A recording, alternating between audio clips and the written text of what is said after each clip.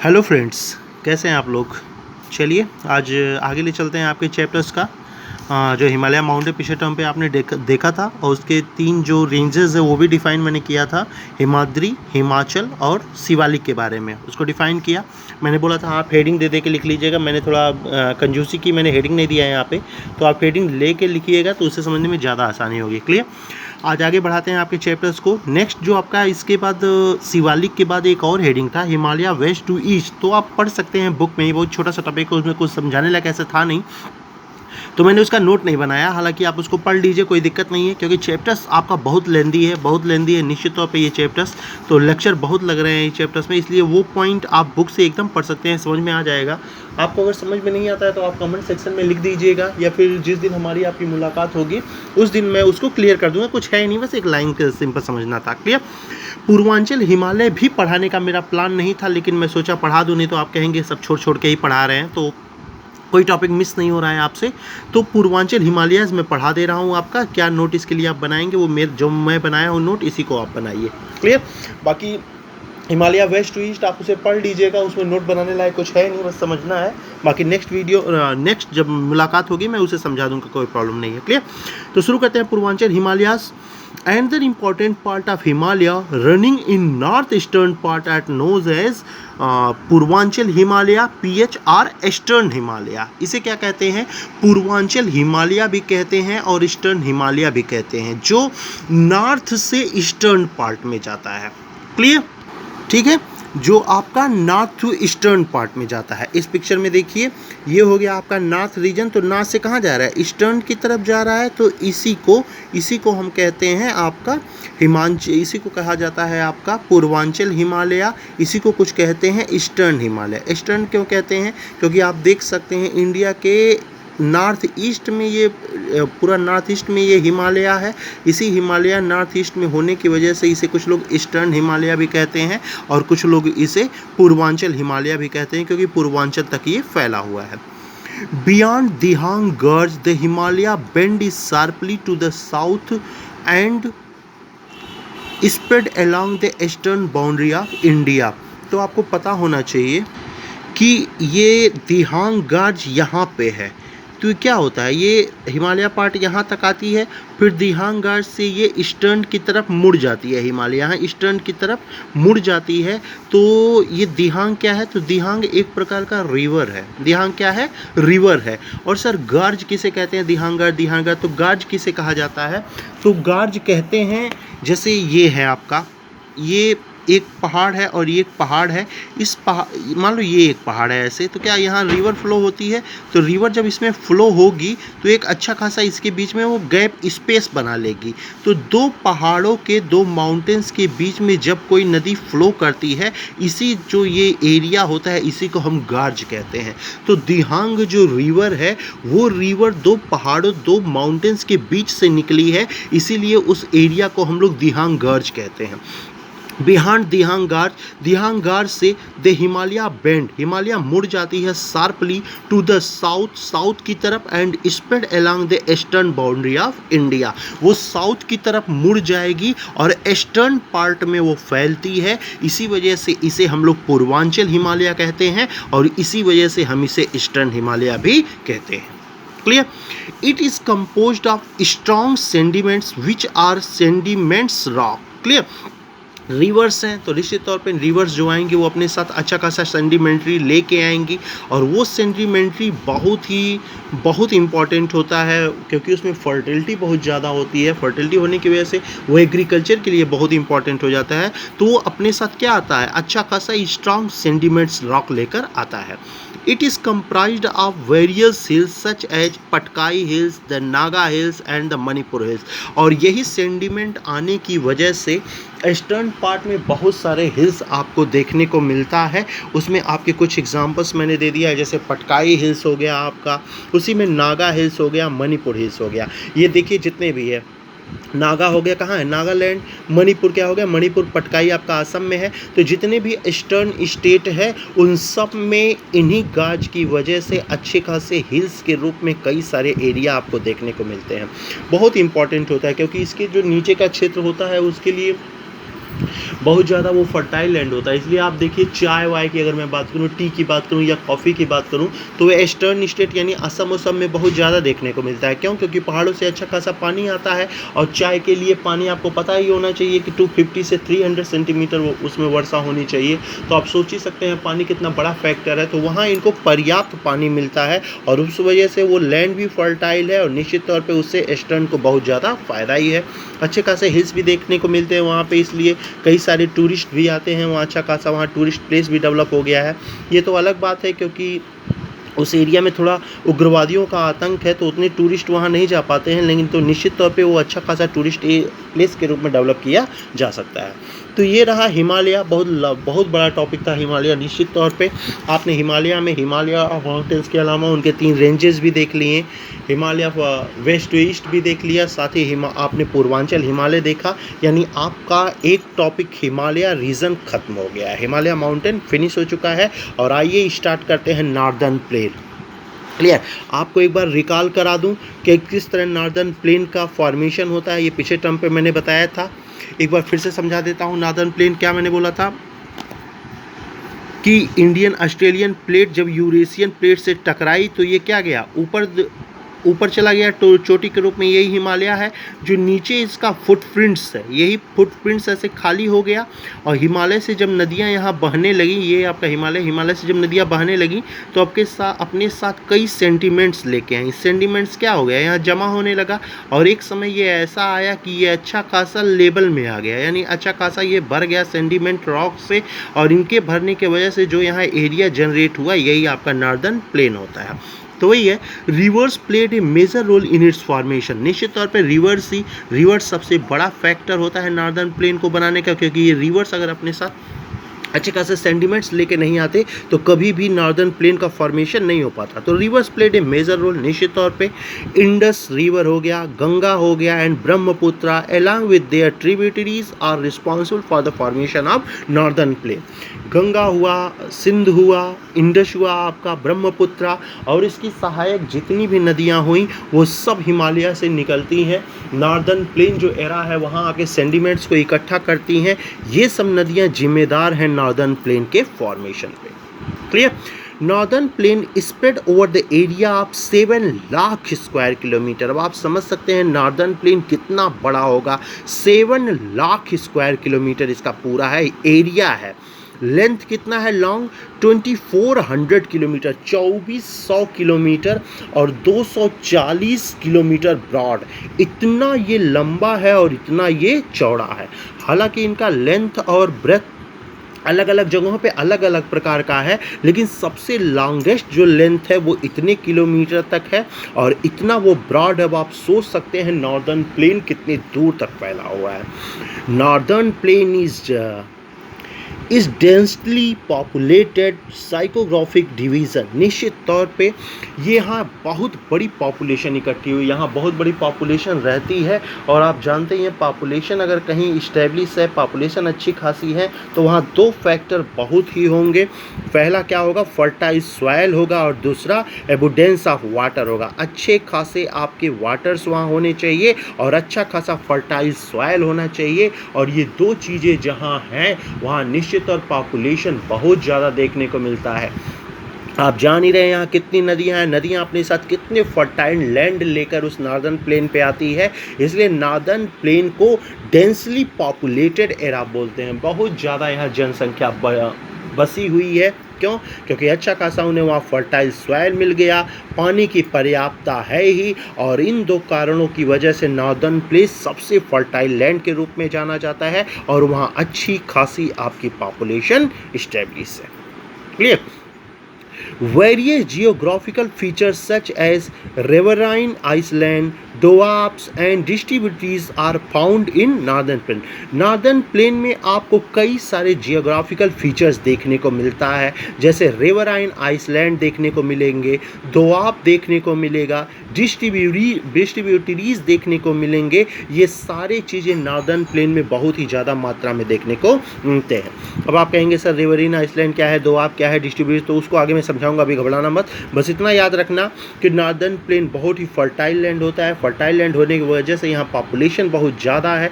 Population को fertile land और water, इन्हीं दोनों ही चीज़ों की ज़रूरत पड़ती है, क्योंकि आप जानते हैं इंडिया में एग्रीकल्चर फील्ड कितना इंपॉर्टेंट है, एग्रीकल्चर पे कितने लोग डिपेंड है। इसलिए ये दो फैक्टर मिलने की वजह से नॉर्दर्न प्लेन में सबसे ज़्यादा पॉपुलेटेड एरिया बैठा है। क्लियर? बाकी इन तीनों को देखते हैं, सबसे पहले एक एक करके समझते हैं। सबसे पहले बात करते हैं रिवराइन आइसलैंड की। क्लियर? मैं शॉर्टकट में लिखा हूँ इसको, देखो, river dash deposition dash formation of land between the river dash velocity of river decreases dash formation of riverine island। सब ऊपर से गया, घबराओ मैं समझाता हूँ। देखो, माउंटेन के ऊपर से क्या हुआ, ये माउंटेन्स है आपका, ये माउंटेन्स हो गया, और यहाँ से रिवर का क्या होगा, फ्लो होगा। तो रिवर्स को क्या मिला, स्लोप मिल रहा है, तो वो रिवर्स बहुत ही फास्ट आएगा ना, बहुत ही फास्ट रिवर आएगा। और रिवर फास्ट आएगा, नीचे आके उसे थोड़ा प्लेन मिलता है, तो यहाँ उसकी स्पीड थोड़ी कम हो जाती है। लेकिन ये रिवर अपने साथ बहुत सारे सेंडिमेंट्स लेके आएगा, और जब यहाँ उसकी वेलोसिटी कम होने लगेगी तो वो सेंडिमेंट्स कहीं ना कहीं इकट्ठा होने लगेगा। अच्छा खासा इकट्ठा होगा ना सेंडिमेंट्स, क्योंकि आपके रिवर्स में अब उतनी बहाव नहीं हो पाई कि वो सेंडिमेंट्स, पूरे सेंडिमेंट्स को ख़त्म कर सके। कुछ सेंडिमेंट्स यहाँ कलेक्ट होता जाएगा, और एक समय आएगा कि ये सेंडिमेंट्स अच्छा खासा कलेक्ट हो जाएगा। क्लियर? यानी एक नदी अब यहाँ फ्लो करेगी, दूसरी नदी यहाँ फ्लो करेगी, और बीच में आपका हो जाएगा एक अच्छा खासा एरिया। इसी को बोलते हैं रिवराइन आइसलैंड। क्लियर? रिवर बहेगी, सेंडिमेंट्स डिपॉजिट करेगी, formation of land between the river, दो रिवर के बीच में एक लैंड का फॉर्मेशन होगा। वेलोसिटी ऑफ रिवर डिक्रीजेस, इसकी वजह से क्या होगा, इस वाटर की वेलोसिटी डिक्रीज करेगी, और फॉर्मेशन ऑफ रिवराइन आइसलैंड, यही आपका होता है riverine island. Majuli, very important, that is Majuli in the Brahmaputra river. Brahmaputra में बना Majuli island is the largest inhabited riverine island in the world. ये जो माजुली आपका एरिया, आप तो जानते हैं माजुली एक डिस्ट्रिक्ट भी बन चुका है। माजुली पूरे विश्व का सबसे लॉन्गेस्ट रिवराइन आइसलैंड है। कहाँ है? ब्रह्मपुत्र रिवर में। अच्छी बात ये है, इनहैबिटेड है भाई, रहने लायक जगह है, यहाँ लोग रहते हैं इस माजुली में। अच्छा खासा ये डिस्ट्रिक्ट है। कैसे बना है? ब्रह्मपुत्र नदी के सेंडिमेंट्स के कलेक्ट होने पर। Very important example Majuli for riverine island. Clear हो गया? अब इस पिक्चर को मैंने क्यों बनाया वो समझ में आ गया होगा। आप ऐसे ही बना लीजिएगा, पिक्चर इससे समझ में आएगा। हिमालय से, पर्वतों से रिवर्स निकलते हैं, सेंडिमेंट्स वो कलेक्ट होते हैं। जब उनकी स्पीड कम होती है, सेंडिमेंट्स कलेक्ट होते होते एक आइसलैंड बनाएगा, और वही आइसलैंड आपका रिवराइन आइसलैंड कहलाएगा, क्योंकि इनके इधर उधर दो रिवर बहते हैं, और Majuli is the best example for riverine island. Clear? दूसरा वर्ड डिस्कस करते हैं, डिस्ट्रीब्यूटरीज। पहले डिस्ट्रीब्यूटरीज डिस्कस कर लेता हूं, उसके बाद मैं आपको दो बात समझाता हूं। डिस्ट्रीब्यूटरीज क्या है? Due to the deposition of sediments in lower course the river split into the numerous channel leading to the formation of distributaries। सब ऊपर से गया, समझाता हूं। देखो, नदी फ्लो हो रहा है, नदी आ रहा है, खूब स्पीड से आ रहा है, नीचे कहीं प्लेन मिलता है तो स्पीड कम होती है, तो सेंडिमेंट्स क्या होगा, कलेक्ट होगा। सेंडिमेंट्स यहाँ कलेक्ट हुआ तो ये नदी क्या हो जाएगा, डिस्ट्रीब्यूट हो जाएगा, बढ़ जाएगा। एक नदी गई, इधर नदी गई, फिर ये आगे जाएगा, फिर कहीं सेंडिमेंट्स कलेक्ट होगा, फिर एक नदी इधर गई, एक नदी इधर गई, एक नदी इधर गई, अलग होगा। इसी तरह यहाँ भी सेंडिमेंट्स कलेक्ट होगा, एक नदी इधर गई, एक नदी इधर, यानी इन नदियों का क्या हो रहा है, डिस्ट्रीब्यूशन हो जा रहा है। सेंडिमेंट्स के इकट्ठे होने की वजह से नदियों में डिस्ट्रीब्यूशन हो जा रहा है, इसी को कहते हैं न्यूमरस चैनल। कई सारे चैनल फॉर्म हो रहे हैं ना, क्या इधर गया ना इधर, तो कई सारे चैनल मिल रहे हैं। इन्हीं distribution of channels called distributaries, इसी को हम क्या कहते हैं, डिस्ट्रीब्यूटरीज। जब नदियां अपने सेंडिमेंट्स यानी आइसलैंड की वजह से वही एक नदी कई सारे नदियों में, कई सारे चैनल्स में बट जाती है, उसी डिवाइड होने के, उसी डिस्ट्रीब्यूट होने की घटना को हम कहते हैं डिस्ट्रीब्यूटरीज। क्लियर? दो वर्ड आपका क्लियर हो गया। रिवराइन आइसलैंड क्या होता है वो क्लियर आपने समझ लिया, डिस्ट्रीब्यूटरीज क्या होता है वो समझ लिया, और नेक्स्ट एक और वर्ड देखते हैं दोआब, जब मैंने बोला था आपके डिस्कस करूंगा वो करते हैं। क्लियर, दोआब, दो आप वर्ड से क्लियर। दो मीन्स टू, आब मीन्स जो उर्दू वर्ड होता है उस आब मीन्स होता है वाटर। क्लियर, यानी दो वाटर, यानी दो नदियों के बीच का जगह, land between the two rivers is known as doab. Clear, यानी दो नदियों के बीच में जो जगह होती है इसी को दोआब कहते हैं, और दो नदियों के बीच वो जगह है तो आप सोच सकते हैं क्या बात है, कितना फर्टाइल लैंड वो हुआ होगा। निश्चित तौर पे पानी की पर्याप्तता, अच्छा खासा वहाँ आपको फर्टाइल लैंड, और इन दोनों की वजह से वो ज़मीन कितनी फर्टाइल होंगी आप सोच ही सकते हैं। पिछले क्लास में आपने सॉइल पढ़ा ही है, alluvial soil, laterite soil, black, red, कई सारे सॉइल आपने पढ़ा है। उसमें आपको बताया गया होगा कि एलुवियल सॉइल सबसे फर्टाइल लैंड होता है, और एलुवियल सॉइल के फर्टाइल लैंड होने के कारण निश्चित तौर पे वो सबसे इम्पॉर्टेंट फैक्टर बन जाता है वहाँ अच्छे खासे पॉपुलेशन के इकट्ठे होने का। क्लियर, तो दो आप क्या है, land between the two rivers is known as दो। Simple definition, it makes two word like डू, डू मीनिंग टू एंड अब मीनिंग वाटर। दो का अर्थ होता है टू और अब का अर्थ होता है वाटर। एग्जाम्पल आप गंगा यमुना दोआब को देख सकते हैं, और आप ये सोच भी सकते हैं गंगा यमुना दोआब कितना फर्टाइल लैंड है, जहाँ अच्छी खासी आपकी पॉपुलेशन, यूपी बिहार में कितना पॉपुलेशन भरा पड़ा है आप देख ही सकते हैं। तो गंगा यमुना दोआब से बड़ा फर्टाइल लैंड पूरे इंडिया, क्या पूरे वर्ल्ड में नहीं है, जो फर्टिलिटी ये दोनों नदियाँ मिलकर देती हैं आपके इंडिया को। क्लियर, आज आपका लेक्चर थोड़ा कम मैं ले रहा हूँ क्योंकि कल आपका एग्ज़ाम है, तो आप एग्ज़ाम की तैयारी कीजिए अपने, कल एग्ज़ाम आप दीजिए। तो आज आपने देखा कुछ पॉइंट्स को, पूर्वांचल हिमालय पढ़ा दिया मैंने, थोड़ा बहुत इसका नोट भी बना दिया, आप नोट्स बना लीजिए। हिमालय वेस्ट टू ईस्ट की बात हुई तो उसे आप रहने दीजिएगा, मैं उसे समझा दूंगा, अगर नहीं समझ में आएगा सिंपल एक चार्ट है उसे आप पढ़ भी सकते हैं अपने मन से ही।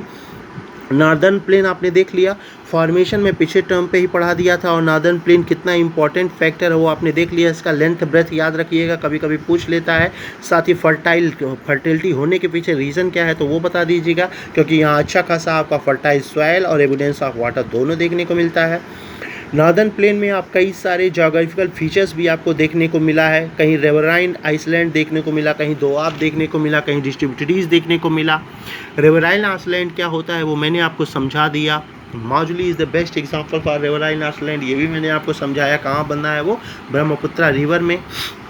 साथ ही साथ डिस्ट्रीब्यूटरीज क्या होता है वो भी मैं आपको समझा दूंगा दिया। डिस्ट्रीब्यूटरीज क्या है, दोआब भी मैंने आपको समझाया, गंगा यमुना दोआब उसका बेस्ट एग्जांपल है। तो आपका जो नार्दर्न प्लेन है उसका लगभग हाफ टॉपिक ख़त्म हुआ।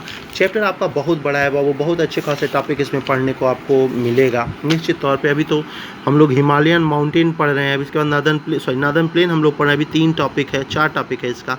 Peninsular plateau, Indian desert, coastal plain और आइस, घबराओ मत, ये सब छोटा छोटा है। पेनिसुलर प्लेट्यू समझा ही दिया हूँ, फॉर्मेशन थोड़ा बहुत पढ़ाना है। इंडिया डिजर्ट बहुत छोटा है, कोस्टल प्लेन्स और आइसलैंड भी छोटे छोटे हैं। तो नार्दर्न प्लेन चल रहा है, 1-2 वीडियो में आपके इस चैप्टर को मैं ख़त्म करने की कोशिश करूँगा। चैप्टर थोड़े बड़े हैं, और सबसे बड़ी बात है आपका बेसिक क्लियर नहीं था। बेसिक आपने एकदम कुछ तैयारी नहीं, कैसे हिमालय बनाया, कैसे नार्दर्न प्लेन बनाया। तो सबसे बड़ी बात मुझे पहले बेसिक थोड़ा पढ़ाना पड़ा, आपको फॉर्मेशन वगैरह पढ़ाना पड़ा, हिमालय कैसे बना है, इंडियन लैंड मास कैसे बना है, आपका अच्छा खासा नार्दर्न प्लेन कैसे बना, पेनिसुलर प्लेट्यू पढ़ाना पड़ा। तो ये बेस आपका क्लियर करने की वजह से थोड़े लेक्चर लंबे चल रहे हैं, तो कम से कम आपका क्लियर हो जा रहा है बेसिक, और बेसिक क्लियर होने के बाद आगे जो भी सब्जेक्ट या जो भी टॉपिक्स आप पढ़ते हैं वो आपके लिए बहुत इंपॉर्टेंट हो जाएगा। हिमालयन माउंटेन सामने पड़ा, अच्छा खासा टॉपिक था पूर्वांचल तक। उसके बाद आपका नार्दर्न प्लेन स्टार्ट हो गया। जैसे हिमालय को हम लोग डिवाइड करते हैं 3 पार्ट में, वैसे नार्दर्न प्लेन को भी डिवाइड करेंगे। आप क्या समझते हैं नार्दर्न प्लेन एकदम प्लेन है क्या? नहीं नहीं, अलग अलग स्ट्रक्चर देखने को मिला है, कहीं टेबल टाइप का मिलता है, कहीं हिल्स टाइप का मिलता है, तो अदर स्ट्रक्चर देखने को मिलेगा नार्दर्न प्लेन में। ये समझना प्लेन से मतलब प्लेन है, नहीं ऐसा नहीं है। नार्दर्न प्लेन में आप जाएंगे, फिर जब और आगे बढ़ेंगे तो आप देखेंगे कि लैंड क्या हुआ, नीचे हो गया है, थोड़ा नीचे, तो आपको पता चलेगा अच्छा ये तो टेबल टाइप है, थोड़ा उठा हुआ है। तो उसका डिवीज़न जैसे हम लोग हिमालय का पढ़े थे 3, वैसे नार्दर्न प्लेन का भी हम डिवीज़न पढ़ेंगे नेक्स्ट वीडियो में। क्लियर? आप अपने टेस्ट की तैयारी कीजिए, उसमें यही चैप्टर आ रहा है। जो क्वेश्चंस बनाए गए हैं वो क्वेश्चंस आपके पढ़ाए हुए ही बनाए हैं, बस मैंने बोला था वो आइसलैंड वाला ध्यान में रखना। बाकी नेक्स्ट वीडियो में मैं डिस्कस करता हूँ डिवाइड ऑफ ये आपका नॉर्दर्न प्लेन, और उसके बाद डिस्कस करेंगे कुछ और पॉइंट्स को। 2-3 वीडियो में मैं आपका ये चैप्टर फिनिश करने की कोशिश करूँगा। होमवर्क आपके पास सेंड कर रहा हूँ, आप लोग होमवर्क कर लीजिए पूरा। तो नेक्स्ट वीडियो में मिलते हैं नॉर्दर्न प्लेन के कुछ और पॉइंट के साथ ही आपका पेनिसुलर प्लेट्यू भी नेक्स्ट वीडियो में मैं कवर करने की कोशिश करूँगा। Okay, thank you.